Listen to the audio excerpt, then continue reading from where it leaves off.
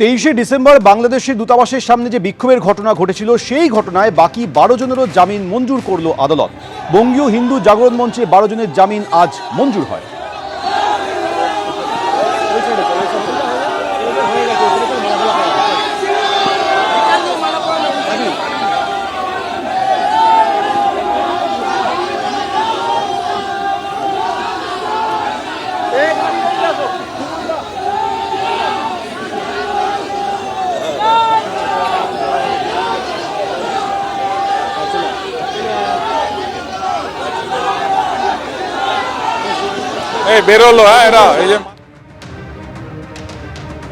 আলিপুর আদালতে জামিনের পরই আদালত চত্বরে স্লোগান তোলেন সনাতনীরা।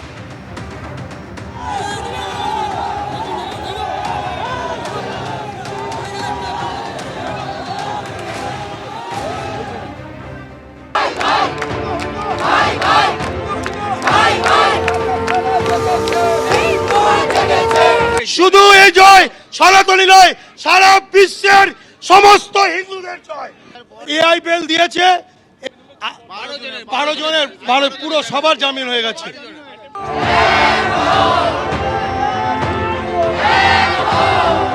আজকে আমাদের গর্বের দিন। এই সরকার বাংলাদেশের পক্ষ নিয়ে যে কাজ করছিল, আজকে সনাতনের জয় হয়েছে, হিন্দুদের জয় হয়েছে, সমগ্র বিশ্বের সনাতনের জয় হয়েছে। আজকে মমতা ব্যানার্জি আজকে আমাদেরকে বলে পড়েছিল সবাইকে আটকে রেখে তাদের আমাদের দাবিয়ে রাখবে, কিন্তু সে পারেনি। আজকে ধর্মের জয় হয়েছে। 19 জনকে গ্রেফতার করা হয় গত 24শে ডিসেম্বর। তার মধ্যে কিন্তু 7 জনকে জামিন দেওয়া হয়েছিল, যদিও প্রত্যেকের বিরুদ্ধে কিন্তু অ্যাটেম্পট টু মার্ডার বা খুনের চেষ্টার একাধিক অভিযোগ দেওয়া হয়েছিল, সরকারি সম্পত্তি নষ্টের অভিযোগ দেওয়া হয়েছিল এবং সেখান থেকে 7 জন মহিলা সদস্য তাদেরকে জামিন দেওয়া হয়েছিল। 2 দিন হেফাজত দেওয়া হয়েছিল এই 12 জন এই হিন্দু জাগরণ মঞ্চের তরফে। এবং আজকে সরকারি আইনজীবীর তরফে কিন্তু জামিনের বিরোধিতা করা হয়। বলা হয় যে সিসিটিভি ফুটেজও জমা দেওয়া হয় এবং এটাও বলা হয় যে এদেরকে যদি ছাড়া হয় তাহলে এই মুহূর্তে বাংলাদেশ হাইকমিশনের বাইরে যে বিক্ষোভ হচ্ছে সেখানে এই 12 জন গিয়ে তারা সমস্যা তৈরি করতে পারেন। এছাড়া আরো একাধিক যুক্তি দেন জামিনের বিরোধিতা করে, যদিও দুপক্ষের বক্তব্য শোনার পরে কিছুক্ষণ আগেই চিফ জুডিশিয়াল ম্যাজিস্ট্রেট অর্থাৎ এই ঘর থেকে মৌমিতা রায় বিচারক, তিনি কিন্তু এই 12 জনকে 3000 টাকার বন্ডে তিনি কিন্তু 12 জনকে মুক্তি দিয়েছেন।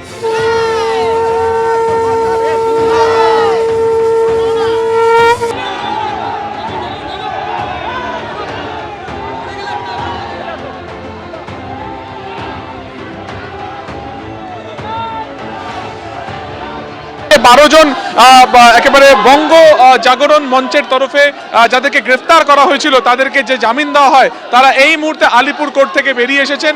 পুলিশ জামাত জঙ্গির নিয়ন্ত্রণে কাজ করেছে। মেদিনীপুরের মাটি থেকে এসেছি সনাতন হিন্দু ধর্মকে বাঁচাতে, বাংলাদেশের হিন্দুদের বাঁচাতে। আমরা বাংলাদেশের হিন্দুদের জন্য পাশে আছি, দরকার হলে নিজের জীবন পর্যন্ত দিতে রাজি আছি। बंगाल के अंदर आज विरोध प्रदर्शन हिंदुओं का व्यथा व्यक्त करना, बोलना आज अपराध हो गया है। हम बांग्लादेशी हिंदुओं के साथ है, रहेंगे। सरकार जितना भी हमारे ऊपर अत्याचार करेगा हम उतना स्ट्रांग होकर हिंदुओं के साथ है, खड़े रहेंगे, आखिरी दम तक रहेंगे। একদিকে আদালতে আজ 12 জন জামিন পেলেন আর অন্যদিকে বাংলাদেশ ডেপুটি হাইকমিশন থেকে বেরিয়ে শুভেন্দু অধিকারী বললেন গঙ্গাসাগরে 5 লক্ষ সাধুসন্ত যোগ দেবেন, ফেরার পথে এখানে আসবেন, দেখব পুলিশ আটকাতে পারে কিভাবে।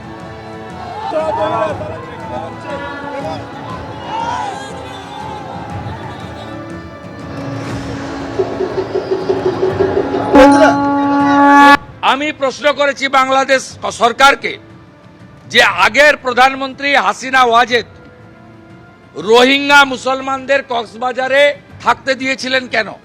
মুসলমান বলে। তাহলে ওপারে 2 কোটি হিন্দু আছে, তারা মার খাবে, পুড়িয়ে দেবেন যুবক ছেলেগুলোকে। এইটুকুটুকু বাচ্চা, তরতাজা সুন্দর সুন্দর যুবক ছেলে, তাদেরকে পুড়িয়ে মারবেন। আর এপারের 100 কোটি হিন্দু বসে বসে দেখবে। এই জিনিস হতে পারে না, হতে পারে না। আমি আপনাকে বললাম খালা মমতা যত প্রাচীর করে পুলিশ করে রাখুক, ব্যবস্থা যদি না নেয় নতুন বছরে এই সবগুলোকে তুলে ফেলে দেব। যেমন যুব ভারতীতে মেসির দিন যুবকদের ইয়াং জেনারেশনের তারা দেখেছে রাজীব কুমাররা, ছুটে পালিয়েছে। আমরা এখানে দেখিয়ে দেব বলে গেলাম। আর আজকে 1000 সাধু এসেছেন, 300 নাগা সন্ন্যাসী। গঙ্গাসাগরে 5 লাখ সাধু যাবেন। গঙ্গাসাগরে স্নান করে ফেরার পরে আমি সব সাধুকে বাবুঘাট থেকে তাদেরকে পথ দেখিয়ে এখানে নিয়ে আসব। কলকাতা পুলিশের কত ক্ষমতা আছে মনোজ বার্মার ওই দিন দেখা হবে।